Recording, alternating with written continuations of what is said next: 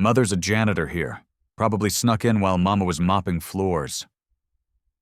Dr. Gregory Sullivan's voice cut through McCosh Hall like a knife.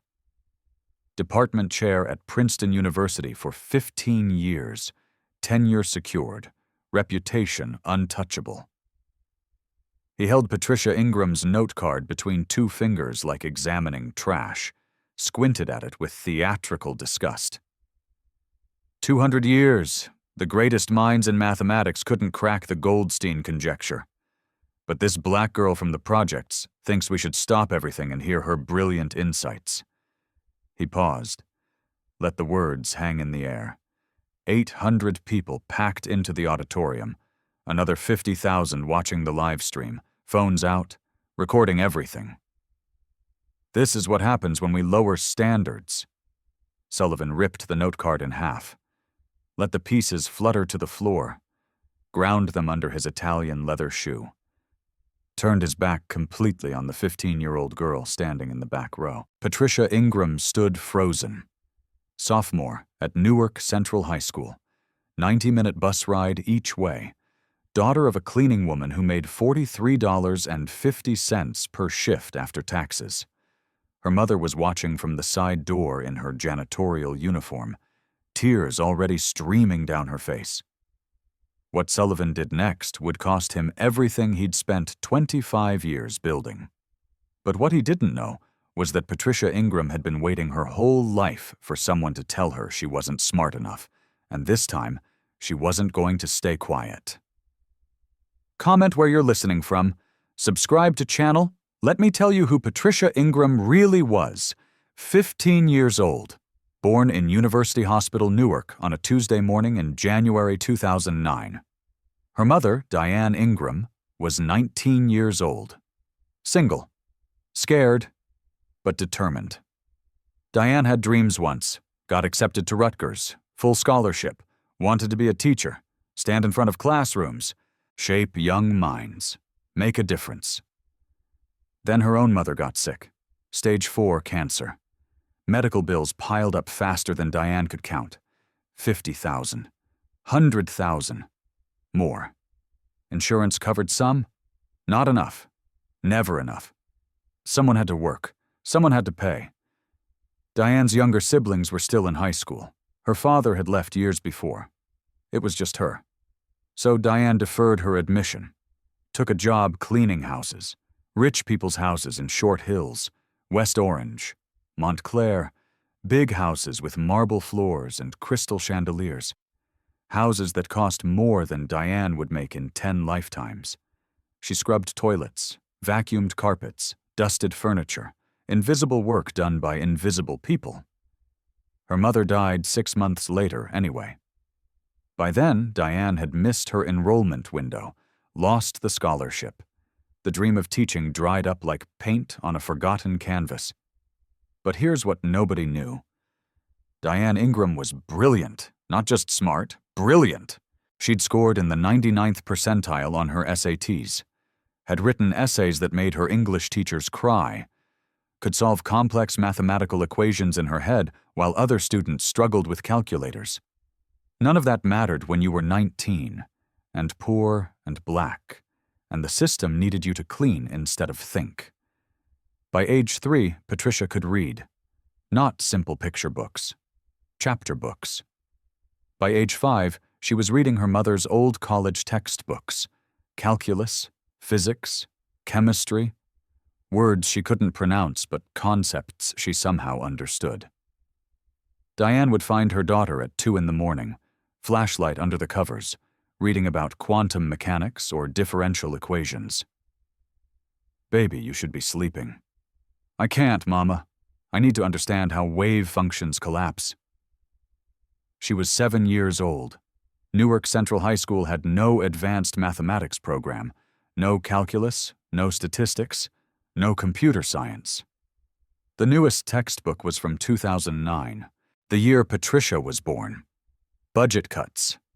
They always hit the poor schools first. The black schools.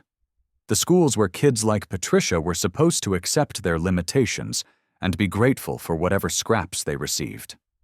Patricia taught herself, library books, YouTube videos at 3 in the morning, MIT OpenCourseWare on her phone during lunch break, Khan Academy, Coursera, any free resource she could find. By freshman year, she'd taught herself calculus, linear algebra, differential equations, number theory. Her teachers didn't notice. They saw a quiet black girl who turned in her basic algebra homework on time. Got A's without trying. Never caused trouble. Never asked for more than what was offered. Good enough for Newark. Not Princeton material. That's what her guidance counselor told her when she asked about college applications. Patricia, you're a good student. Maybe consider community college. Rutgers, Newark, if you're lucky. But places like Princeton? That's for a different kind of student. She meant white. She meant rich. She meant kids who didn't take 90-minute bus rides from the projects. But 3 months ago, everything changed. Patricia's mother worked the night shift at Princeton. 6 p.m. to 2 a.m., cleaning classrooms, emptying trash cans, mopping floors that students walked on without seeing, without thinking about who cleaned them. Patricia often came with her. Did homework in empty lecture halls? Nobody noticed a quiet black girl with a backpack in the corner. Security guards saw Diane's badge, assumed Patricia was visiting, never asked questions. One night, Patricia wandered into a calculus lecture. Just curious. The professor was explaining derivatives. Patricia sat in the back, listened. The professor made an error on the board. Small thing. Most students didn't catch it. Patricia raised her hand. The professor looked surprised. Called on her anyway. There's an error in line 3. The chain rule application is incorrect. The professor squinted at the board, checked his work, realized she was right, corrected it. Thank you. Are you registered for this class? No, sir. Just visiting. He nodded. Continued teaching. Patricia came back the next week, then the next. Attended 17 Princeton lectures that semester. Advanced calculus, number theory, abstract algebra, real analysis. Never got caught. Never got questioned. Just a ghost in the back row, absorbing knowledge that wasn't meant for girls like her. Because the more Patricia learned, the more she started to see things other people missed. 6 months ago, she discovered the Goldstein conjecture. It was mentioned in passing during a number theory lecture. Professor mentioned it as an example of an unsolvable problem, something mathematicians had tried to crack for 200 years. Over 60 published proofs. Every single one contained fatal errors. Most professionals now believed it simply couldn't be solved with current mathematical tools. Patricia went home that night and looked it up.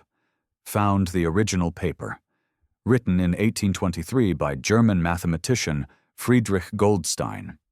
The problem was about prime numbers, specifically whether prime numbers follow a predictable pattern in polynomial sequences, or whether we can prove that no such pattern exists.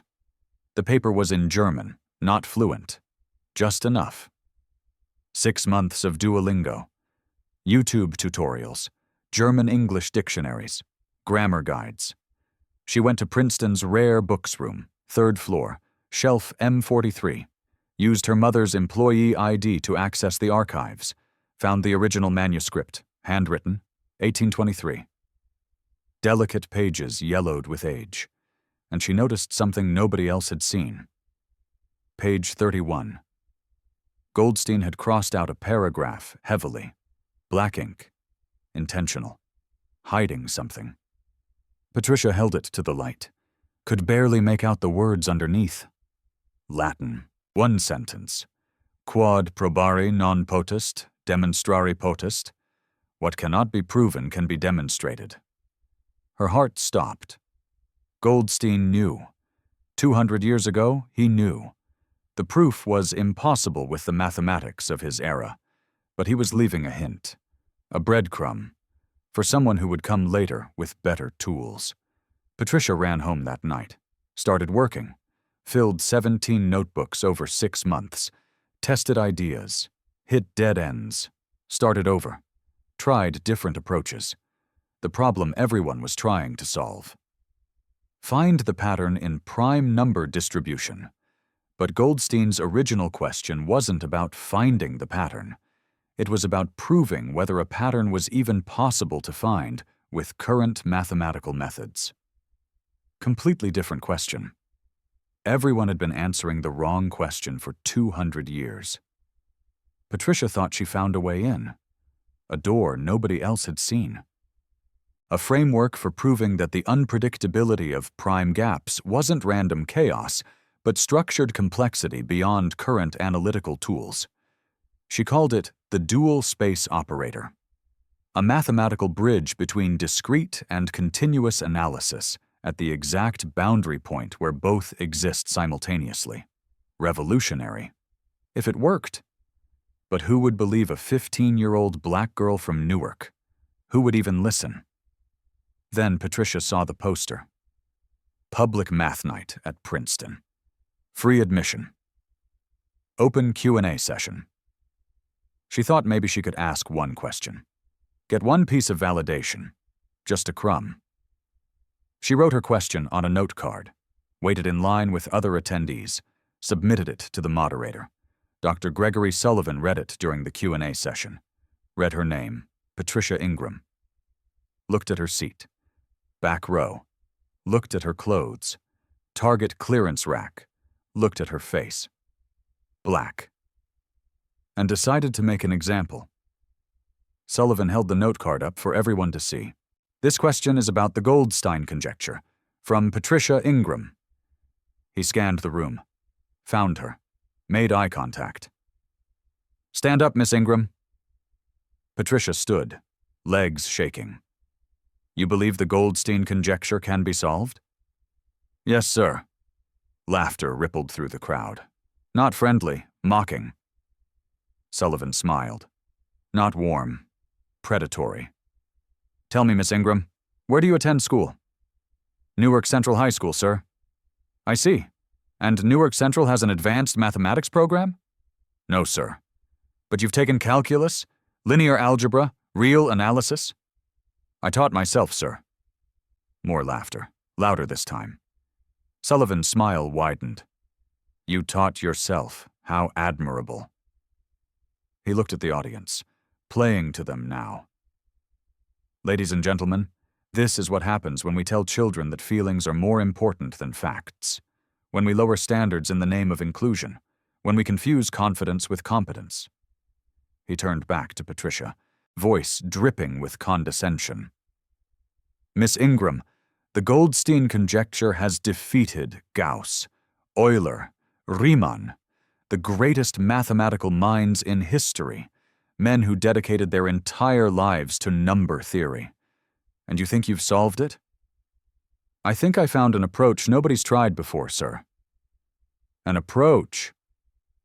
Sullivan nodded slowly. Let me guess.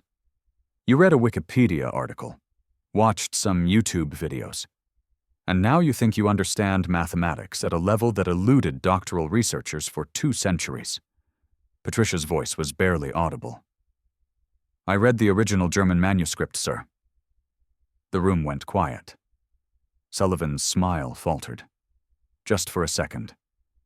Then recovered. You read German now. How versatile. I taught myself German to read Goldstein's original paper, sir. The 1823 handwritten version. 3rd floor rare books room. Shelf M43. Sullivan's jaw tightened. That was too specific, too detailed. He changed tactics. Security, please escort this young lady out. She's disrupting a private academic event. 2 security guards started moving toward Patricia's row. Then a voice cut through the room. Gregory, she submitted a question during open Q&A. You can't remove her for asking a question. Professor Raymond Clark, visiting scholar from Stanford, one of only 3 black mathematics professors in the Ivy League. He'd been watching from the side panel. Sullivan's face reddened. Raymond, this isn't a question. This is a disruption. She asked about the Goldstein conjecture. You're the one who turned it into a spectacle. The room buzzed. people whispering, phones recording everything. Sullivan saw he was losing control. Decided to crush her completely. Fine. Miss Ingram, you're so confident? Come up here. Explain your revolutionary approach to everyone. You have 10 minutes. Professor Clark stood up. Gregory, that's not fair. She's 15. She hasn't prepared a presentation. She came here to challenge 200 years of mathematics. Let her challenge it. 10 minutes. If she's right, I'll publicly apologize. He paused. Let it sink in. But when she fails, she leaves permanently, and she writes a public letter apologizing for wasting everyone's time. Patricia's mother stepped forward from the side door, still in her cleaning uniform, gloves tucked in her belt. Baby, you don't have to do this. Patricia looked at her mother, at Sullivan's smug face, at 800 people waiting for her to fail, at 50,000 more watching online. She thought about her mother. 30 years cleaning buildings. Invisible. Told she didn't matter. She thought about every black girl who would watch this video, who would see someone like them try and fail publicly, who would learn to keep their heads down. She walked toward the stage. I accept. The room erupted. Not laughter this time. Anticipation. Phones up. Recording. Sullivan handed her a marker. Pointed to the massive whiteboard. 10 minutes. Starting now. A countdown appeared on the screen. 10 short. The clock started ticking. Patricia stood at the whiteboard, marker in hand. 800 people staring. The countdown read 9:45. Her hand shook. She wrote the first line. The Goldstein conjecture. Original question, 1823. Turned to face the audience. Can we prove that the distribution of prime numbers in polynomial sequences is fundamentally unpredictable? She wrote again, faster now. Every attempt for 200 years tried to find the pattern, but Goldstein wasn't asking about the pattern. He was asking if we could prove no pattern exists that we can see with our current tools. 9:20, remaining. Sullivan crossed his arms. You're stalling. That's not mathematics. That's philosophy. Patricia ignored him, kept writing. Obstacle 1, the philosophical trap. If you spend 200 years looking for something that isn't there, you'll never find it. But you also can't prove it isn't there unless you change what you're looking for. Dr. James Mitchell, guest panelist from MIT, leaned forward. Interested. She's talking about Gödel's approach, incompleteness theory. Patricia nodded. Yes, sir. Kurt Gödel proved in 1931 that some things cannot be proven inside a system. You have to step outside the system. Goldstein's question is the same. We can't prove unpredictability from inside traditional number theory. We need a new framework. 8:50 remaining. She drew 2 circles on the board. One labeled local behavior, one labeled long-term behavior. Obstacle 2, the density paradox. Prime gaps look random, but random doesn't mean structureless. It means the structure is too complex for our current tools to see. She drew an arrow between the circles. Every prior attempt used continuous mathematics, calculus, analysis, integration, but prime numbers are discrete, individual, separate. You can't use smooth continuous tools to study discrete objects. That's like trying to count atoms with a ruler. 8:10 remaining. A student in the 3rd row raised his hand. Thomas Ellis, senior, Sullivan's research assistant. Miss Ingram, that's a nice metaphor. But where's the actual mathematics? You're just describing the problem everyone already knows. Patricia looked at him, then back at the board. Obstacle 3. The false choice. Traditional analysis forces you to pick. Do you study local behavior or long-term behavior, discrete methods or continuous methods? But Goldstein's conjecture lives in the space between. 7:30 remaining. She wrote faster, more confident. At the boundary between local and long-term, there's a transition point, A single mathematical moment where both exist simultaneously. That's not a weakness. That's the door. She drew a new symbol, a bridge between her two circles. I call this a dual space operator. It lets you analyze both discrete and continuous properties at the exact same instant, at the boundary. Mitchell pulled out his phone, started calculating. Sullivan's jaw tightened. You can't just invent new operators. That's not how mathematics works. 7 torwas remaining. Patricia turned to him, voice steady now. Sir, when Leibniz invented calculus, he invented new operators. When Fourier studied heat, he invented new transforms. Every breakthrough required inventing something new. You're not Leibniz. You're not Fourier. You're a child.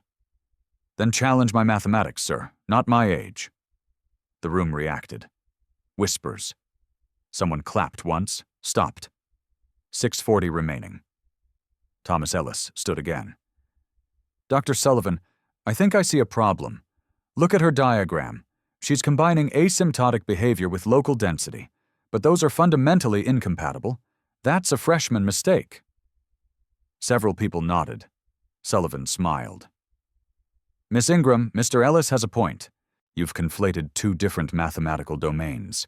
They can't be analyzed together. Patricia studied her board for 5 seconds. Didn't speak. Then she circled a section. Mr. Ellis, you're right that asymptotic and local are different. But look closer. I'm not conflating them. I'm analyzing their boundary. 6 wakonser remaining. She drew a new line. At the transition point, there's one infinitely brief moment where a sequence is neither fully local nor fully asymptotic. It's both. Traditional math forces you to pick one. My operator captures that single instant. She wrote a new expression. Not an equation, a description. If you measure the gap pattern at position n, that's local. If you measure the trend as n approaches infinity, that's asymptotic. But at the exact boundary for one mathematical instant, the local gap equals the long-term trend. That instant exists, and it's calculable. Mitchell looked up from his phone. Wait, she's describing a dual limit operator. I've never seen this application before, but the boundary condition she's describing is mathematically valid. Sullivan stood, walked to the board, studied it. 5:20 remaining. He pointed to her operator. This is speculation. You haven't proven this boundary exists. Not in 10 minutes, no. No, sir, but I can show why it must exist. She wrote quickly. 3 lines of logic.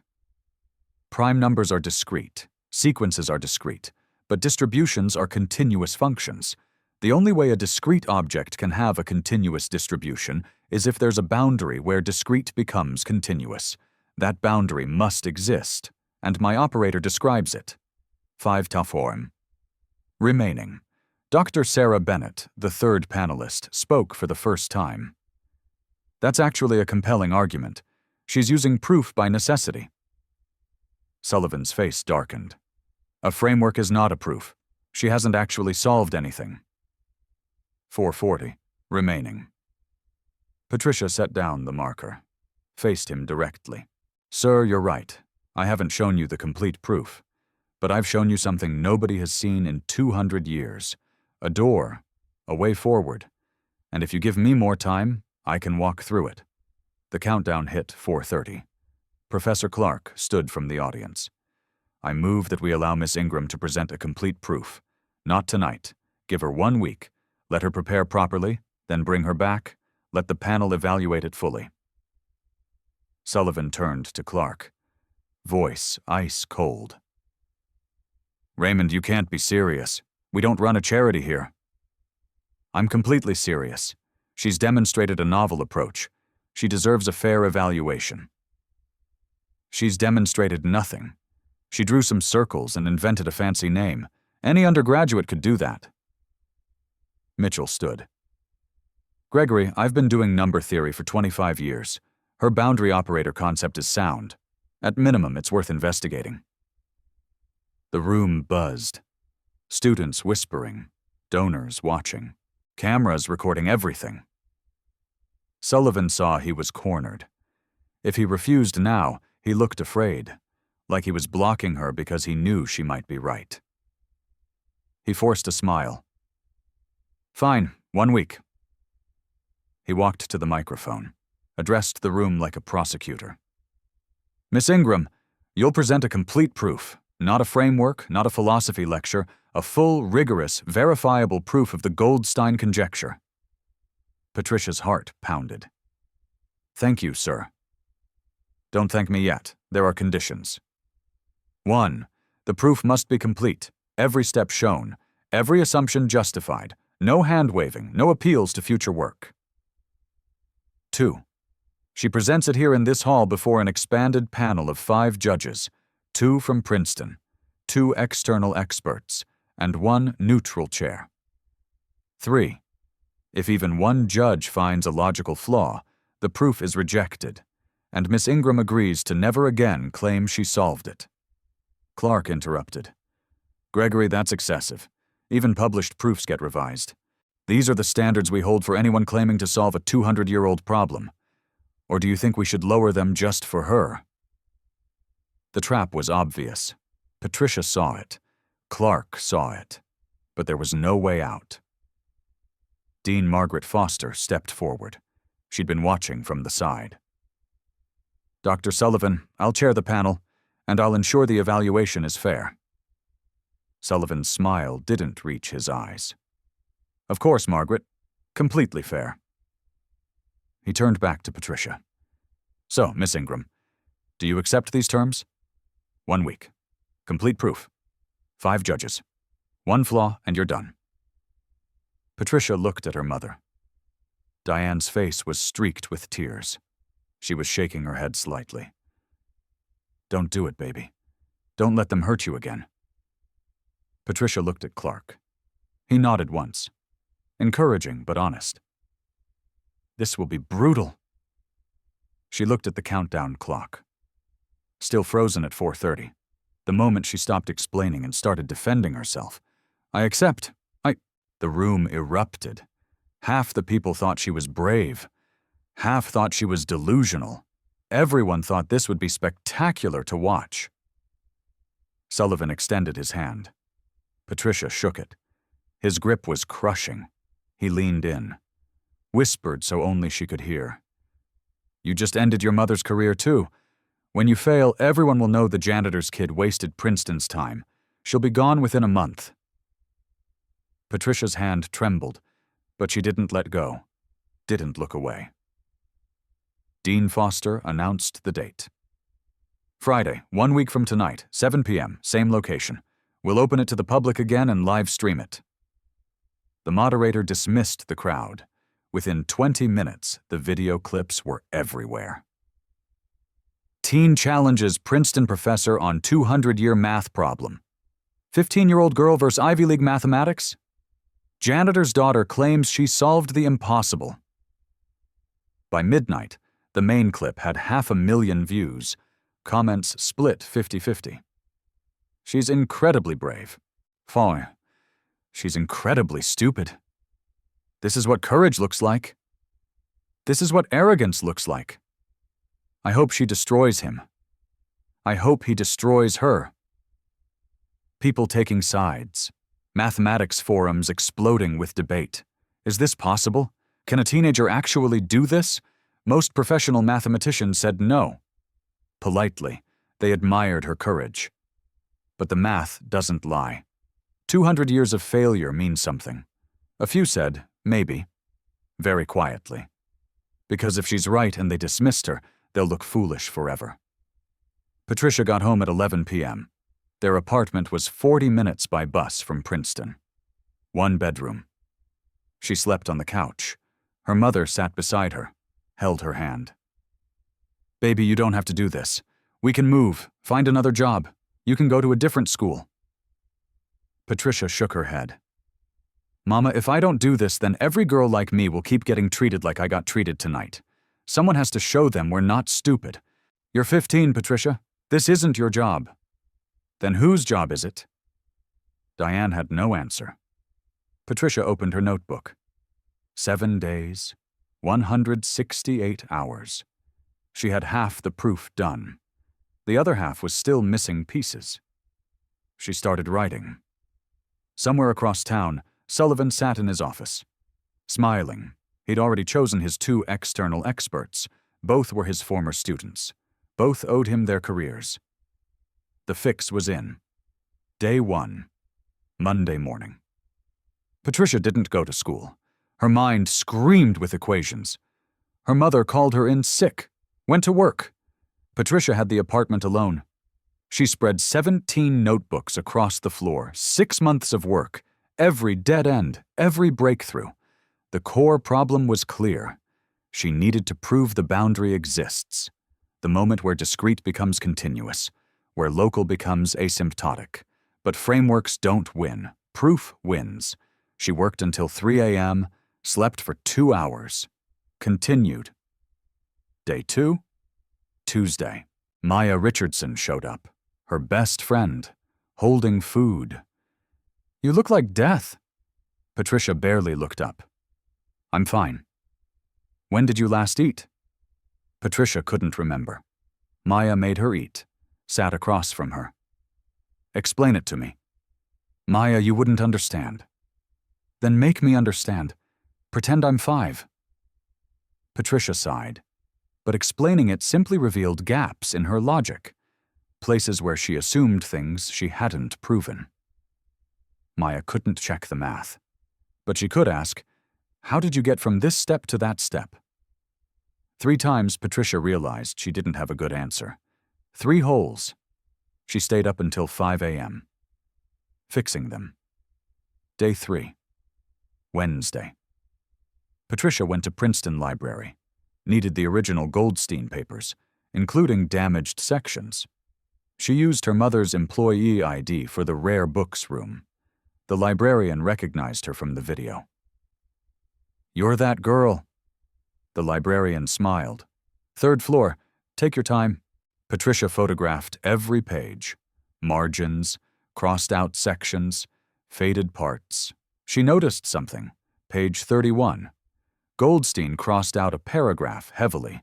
She held it to the light, barely made out words underneath. Latin, 1 sentence. Quod probare non potest, demonstrare potest. What cannot be proven can be demonstrated. Her heart stopped. Goldstein knew. 200 years ago, the proof was impossible with his era's mathematics. He left a path for someone with better tools. Patricia ran home, rewrote her entire approach. Day 4, Thursday, halfway through, Patricia's proof was 60 pages. Growing. Professor Clark knocked on her door. They walked to a park. He handed her an envelope. The 2 external judges Sullivan picked. Patricia opened it. Dr. Harold Brennan, Dr. Elizabeth Marsh. They're both Sullivan's former students. Both got positions through his recommendations. Both have publicly opposed diversity initiatives. Patricia's stomach sank. The panel is rigged. 3 votes against you before you start. You need perfect votes from Mitchell, Bennett, and Foster. 1 mistake, and you lose. So I can't make mistakes. Nobody's perfect, Patricia. Even correct proofs have small errors. But Sullivan won't allow revision. 1 flaw, and he rejects everything. So I already lost. No. But you need to understand what you're walking into. This isn't about mathematics. It's about Sullivan protecting his reputation. Clark stood. Make your proof perfect, not just correct. Perfect. He left. Patricia sat on the bench until dark. Day 5. Friday. 72 hours left. Patricia had slept 10 hours total all week. Her phone buzzed. Unknown number.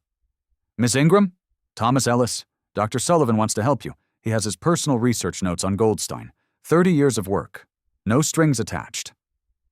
Patricia knew this was poison. But what if there's something useful? She responded. Where?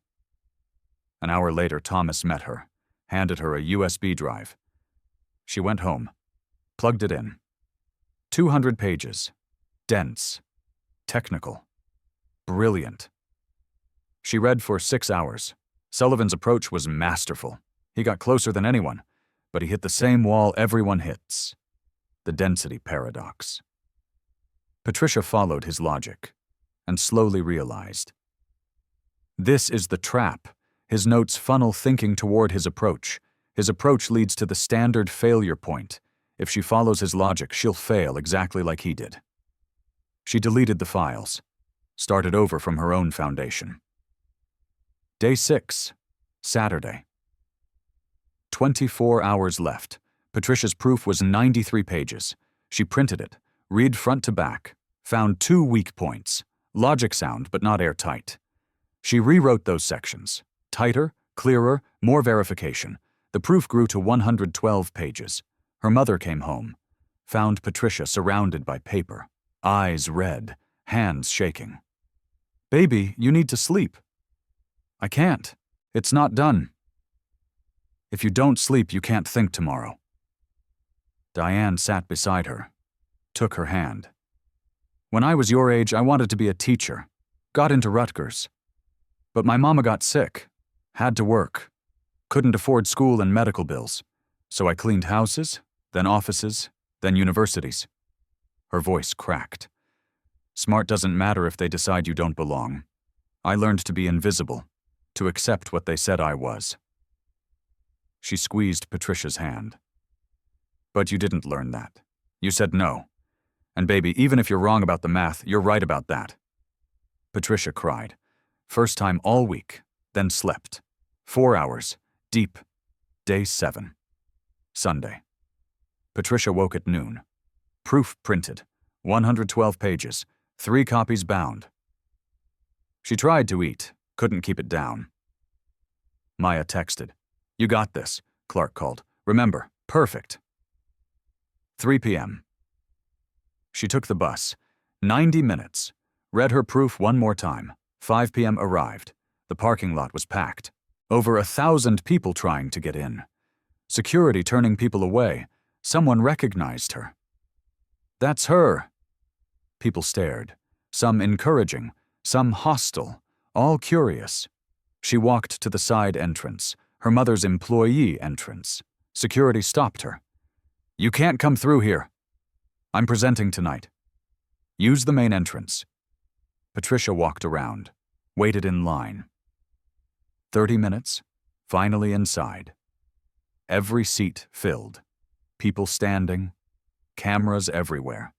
150,000 watching the live stream. She saw Sullivan at the judges' table, smiling, confident. She saw Clark in the front row, nodding. She saw her mother in the back, hands clasped, praying. 6:45 p.m., 15 minutes. Patricia sat alone, proof on her lap. She'd done everything she could. Math was sound. Logic was airtight. But the game was rigged. 3 judges against her. She needed perfection. And nobody's perfect. 7 p.m., Dean Foster opened the session. "Welcome to this special evaluation. Miss Patricia Ingram will present her proof of the Goldstein conjecture. The panel of 5 will verify. Questions allowed throughout. Miss Ingram, you may begin." Patricia walked to the front, set down her bound proof, distributed copies to each judge. Sullivan flipped through his copy. Didn't read it, just counted pages. 112 pages. This should take a while. Patricia began, her voice shaky at first, then steadier. She walked through the framework, the philosophical reframing, the 3 obstacles, the boundary concept. 30 minutes in, she introduced the dual space operator, showed why it must exist, proved the boundary is real. Mitchell took notes, furiously. Bennett nodded along. Foster listened carefully. The 2 external judges, Brennan and Marsh, sat with arms crossed, faces blank. 1 hour in, Patricia moved to the critical section, the recursion proof, where every prior attempt failed. She explained how prime gaps behave at the boundary, how local and asymptotic merge for one calculable instant. Sullivan interrupted. Miss Ingram, on page 67, you reference a theorem by Kowalski from 1998. Kowalski's work was on elliptic curves, not prime distributions. How do you justify using it here? Patricia froze. This is the attack she feared. Sir, I'm not using Kowalski as direct proof. I'm using it as structural inspiration. On page 68, I rebuild the framework from prime axioms. It's a parallel construction. Mitchell checked page 68. She's right. It's analogous reasoning, not direct application. Sullivan's jaw tightened. It's a sloppy citation. Misleading. Foster intervened. Gregory, the citation is clear. She labels it as analogous. Continue, Miss Ingram. Patricia continued, but her confidence was shaken. Sullivan found something to attack. What else will he find? 1 hour, 30 minutes. She reached the convergence proof, the final piece. The part that proves the sequence reaches a finite limit. She explained the logic. Step by step. Careful. Precise. Brennan, one of Sullivan's picks, raised his hand. Miss Ingram, your convergence relies on lemma 9 on page 89, but I don't see lemma 9 anywhere in my copy. Patricia's blood went cold. She flipped to page 89. Blank. The page was there, but it was empty. No lemma 9. She checked her own copy. Same thing. Blank. She checked the third copy. Blank. Her heart stopped. The print shop.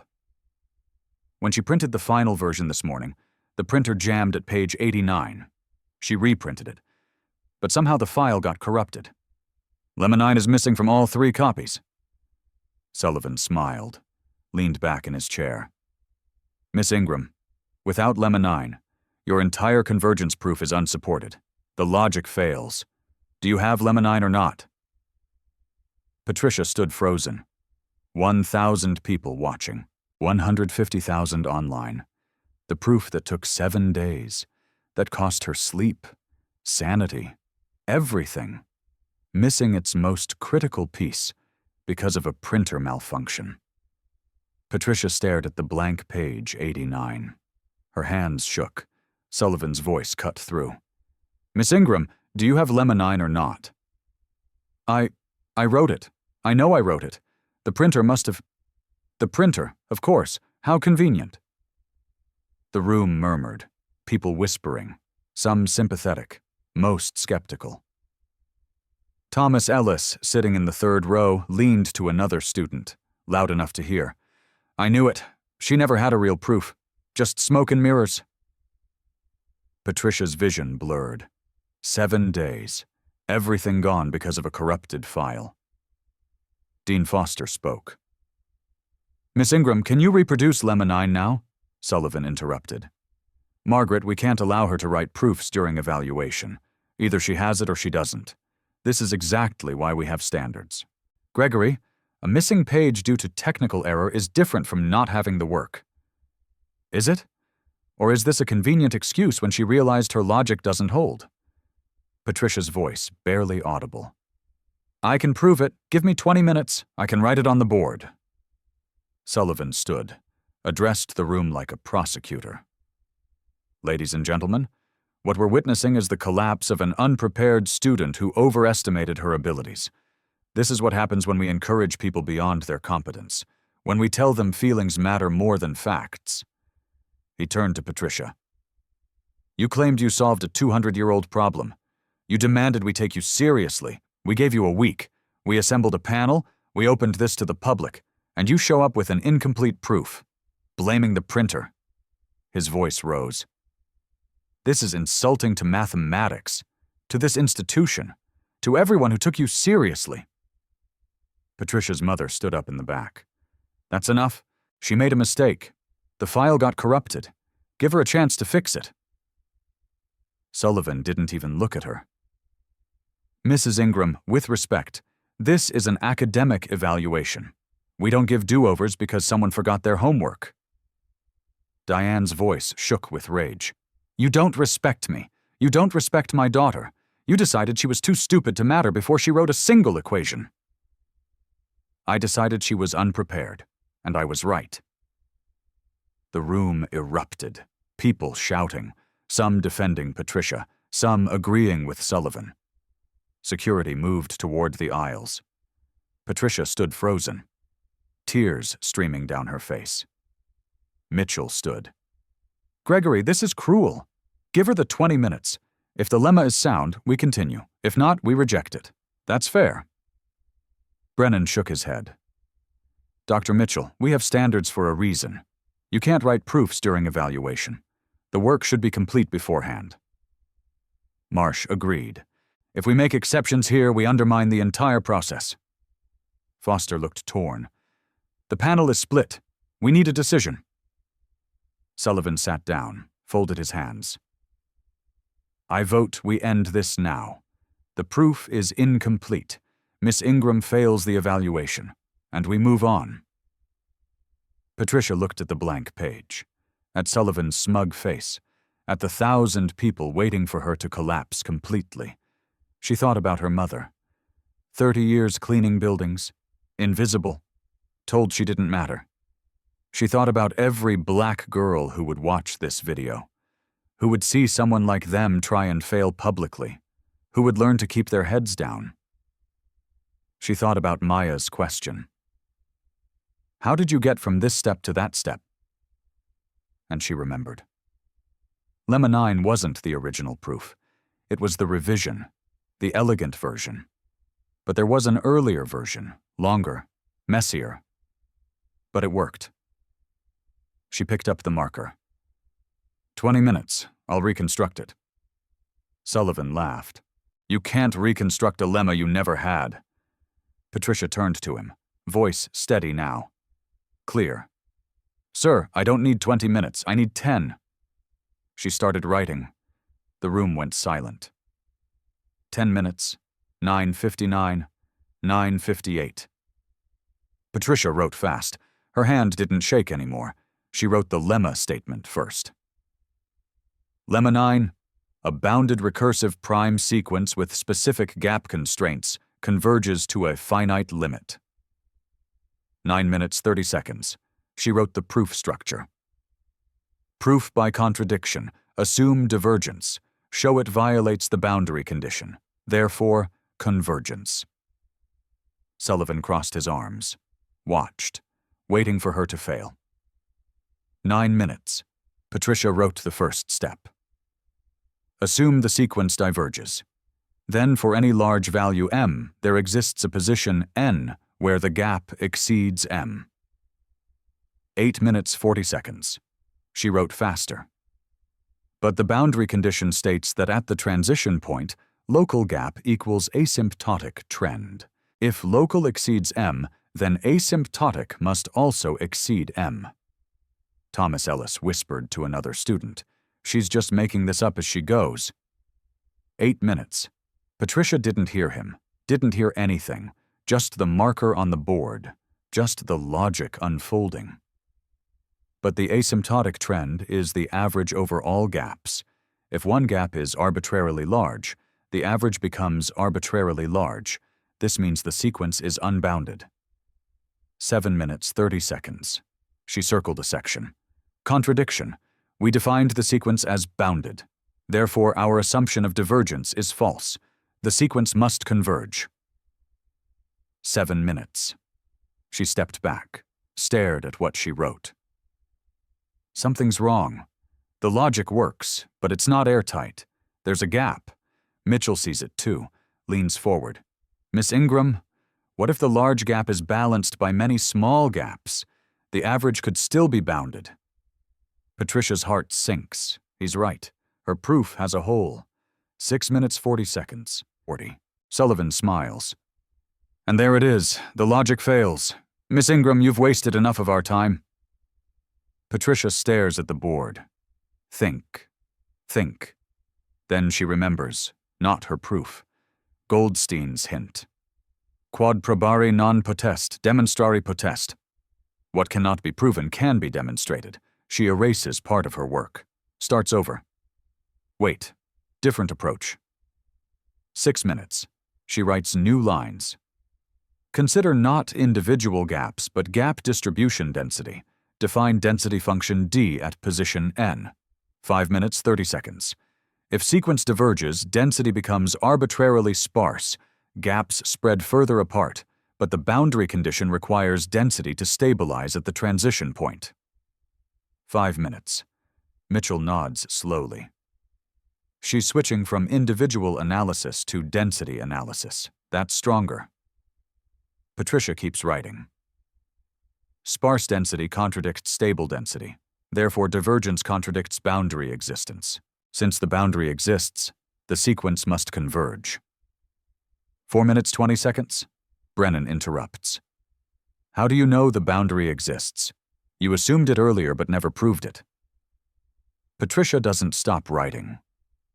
Proved it on page 43. Discrete objects with continuous distributions require a discrete to continuous boundary. Boundary existence is necessary, not assumed. 4 minutes. She writes the final line. Therefore, lemonine holds. QED. 3 minutes, 51 seconds remaining. She sets down the marker. Breathing hard. Mitchell reads it carefully, checking each step, following the logic. 30 seconds of silence. Then he nods. It's different from what she originally described. But it works. Lemonine is proven. The room erupts, half cheering, half protesting. Sullivan stands. Let me see that. He walks to the board, studies it. His face darkens. He's looking for a flaw. Anything. He can't find one.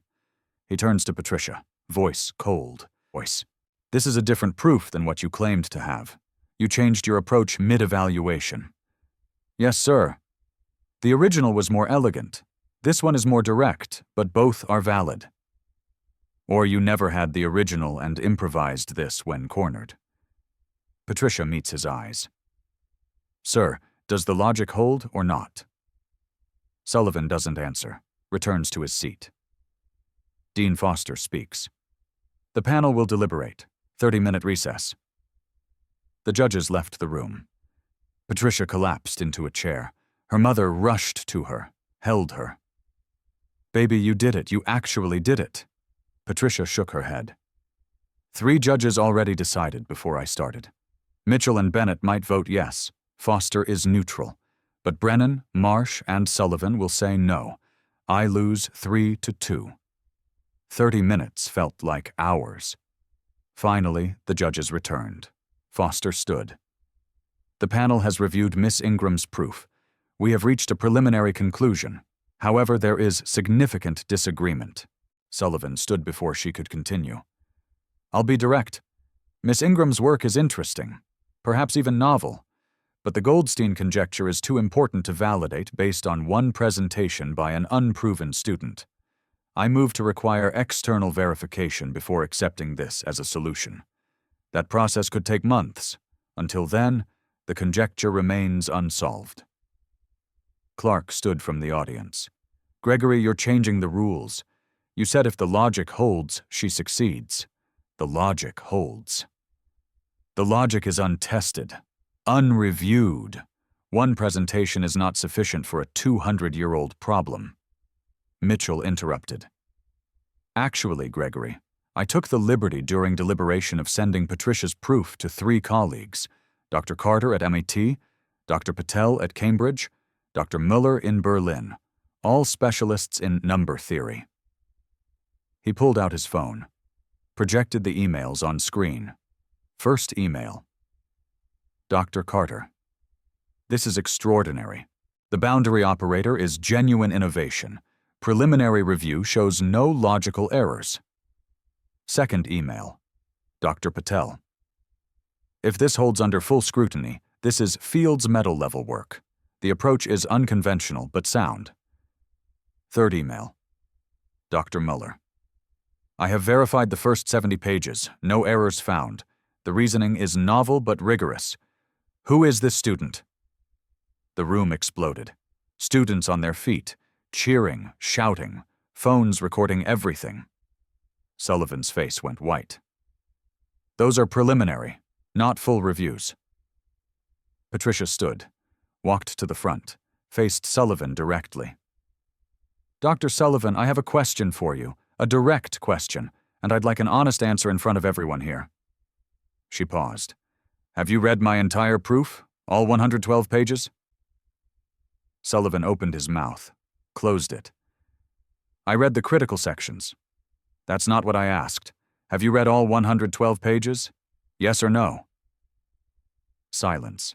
The entire room waiting. Sullivan's voice barely audible. No. Patricia's voice didn't waver. Then how can you claim it's invalid? How can you demand external verification when you haven't verified it yourself? She stepped closer. You decided I was wrong before I wrote a single equation. Because if I'm right, if a 15-year-old black girl from Newark solved something you couldn't, then maybe your standards aren't about excellence at all. Maybe they're about keeping people like me out. The room was absolutely silent. 1,000 people, 150,000 online. Nobody breathed. Dean Foster stood. Dr. Sullivan, do you have a mathematical objection to Miss Ingram's proof, yes or no? Sullivan looked around the room. Every eye on him. Cameras recording. His reputation on the line. He sat down slowly. No, I have no mathematical objection. Foster's voice rang clear. Then this panel accepts Miss Ingram's proof as valid pending full peer review. Miss Ingram, congratulations. You have solved the Goldstein conjecture. The room detonated. Pandemonium. Students rushing forward. Maya tackled Patricia in a hug. Clark openly crying. Diane screaming with joy. Patricia stood in the center of the chaos. Numb. She'd waited her whole life for this moment. And all she felt was tired. The celebration continued.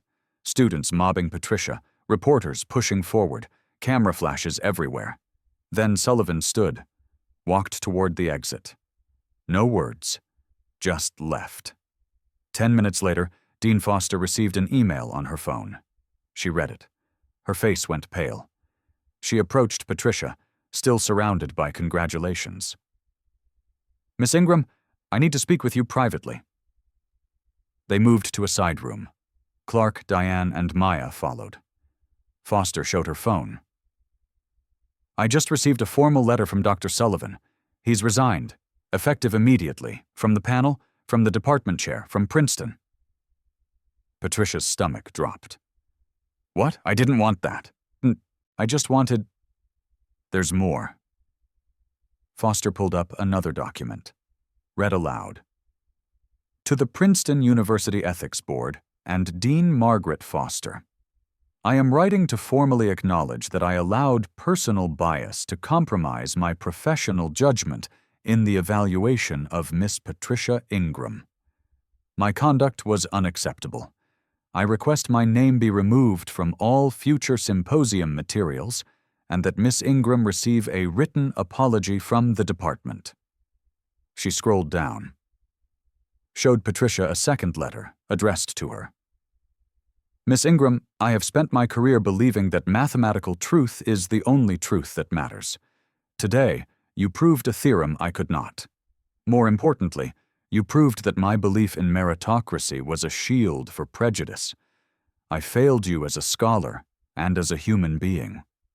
You earned your place through excellence I refused to see. The field is better for your contribution. I am worse for my blindness. You owe me nothing. But I owe you everything, Dr. Gregory Sullivan. Patricia read it twice, hands shaking. He didn't have to do this. Clark spoke quietly. No, but maybe that's the point. You didn't just solve an equation. You held up a mirror. Foster continued. There's one more thing. 3 major journals have already contacted us requesting first publication rights, including Annals of Mathematics, the most prestigious journal in the field. It's your choice which one.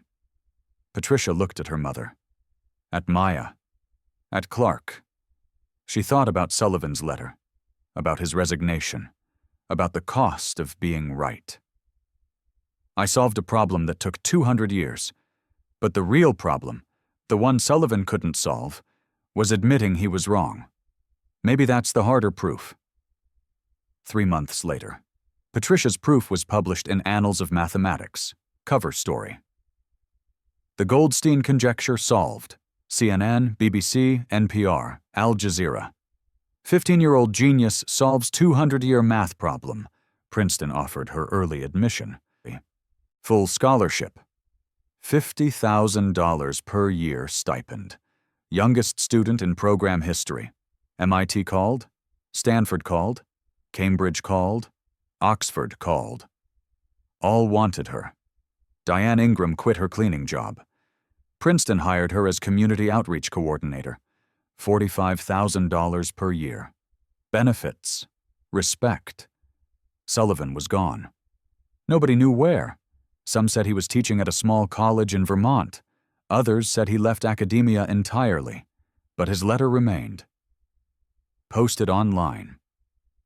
2 million views. People debating what it means to admit you were wrong. Patricia stood in her old high school, Newark Central. The place that told her advanced math was a waste of time. She was speaking to an auditorium of students, mostly black and brown kids, kids like her. A girl in the back raised her hand. "Miss Ingram, were you always sure you were right?" Patricia smiled. "No, I was terrified I was wrong, every single day. Then how did you keep going?" "Because being scared doesn't mean you're wrong. It just means you're doing something that matters." Another student. "What if we're not smart like you?" Patricia's voice softened. "I'm not special. I just loved something enough to fight for it. You all have that in you. Find what you love. Then don't let anyone tell you you're not good enough to do it." She handed out books. Mathematics, textbooks, donated from her prize money. Every student got one. A young black girl, maybe 10 years old, opened hers, started reading, smiled. Patricia watched her, saw herself 5 years ago. She wrote on the board behind her. "What's the next impossible problem?" The students stared at it, thinking, wondering, believing maybe they could be the ones to solve it. Patricia smiled. "Who's ready to prove everyone wrong?" The room erupted, hands shooting up, voices shouting, Me, I am!" And somewhere in all that noise, the future began. Sullivan resigned. Patricia got a scholarship. Everyone calls it victory. But you know what haunts me most about this story? Before Patricia wrote a single equation, Sullivan ripped her note card. "Ground it under his shoe," said the black girl from the projects couldn't understand what the greatest minds failed for 200 years. He decided who gets called real mathematician for 15 years. Patricia taught herself German, worked 6 months, 17 notebooks. Final week, slept 10 hours total. Sullivan finally admitted, no mathematical objection, just resigned. Wrote a letter. "I allowed bias to compromise judgment. You proved my meritocracy belief was a shield for prejudice." He didn't apologize because he learned. He apologized because she forced him to see. Patricia had to be perfect under impossible pressure just to get a fair evaluation. Her mother cleaned buildings for 30 years. Invisible. Patricia almost became invisible too. How many brilliant kids right now are being dismissed? Not because they're wrong, because they don't look like someone's idea of genius. Sullivan only changed after public humiliation, after Patricia proved him wrong in front of the world. The system wasn't built for fairness, built to keep certain people out. Let me ask you something. Have you ever been told you're not smart enough? Not good enough? That your dreams are too big for someone like you? Have you ever watched someone with less skill but more privilege get opportunities you deserved? Have you ever been the only person who looks like you in a room full of people who decided you don't belong before you opened your mouth? Drop your story in the comments. Because Patricia's story isn't unique, it's universal. Share this story. Not the sanitized version the news tells, the real version, the one that shows how close Patricia came to giving up, how rigged the game was, how hard she had to fight just to be heard. Because genius doesn't require permission. Brilliance doesn't need approval. Excellence doesn't wait for the right skin color or zip code or bank account. It just requires one thing: refusing to believe you're not good enough. Sullivan spent 25 years building a career on declaring something impossible. Patricia spent 6 months proving it wasn't. Their doubts don't define your limits.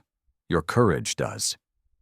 Subscribe to channel for more stories where brilliance wins despite barriers, where the underestimated become the undeniable, where justice isn't just a word, but a destination we fight toward together. Because the next impossible problem? It's waiting for someone who refuses to accept that impossible means anything at all. Stay just, stay loud, stay free. And remember, the world tried to silence Patricia Ingram before she spoke a word. She spoke anyway.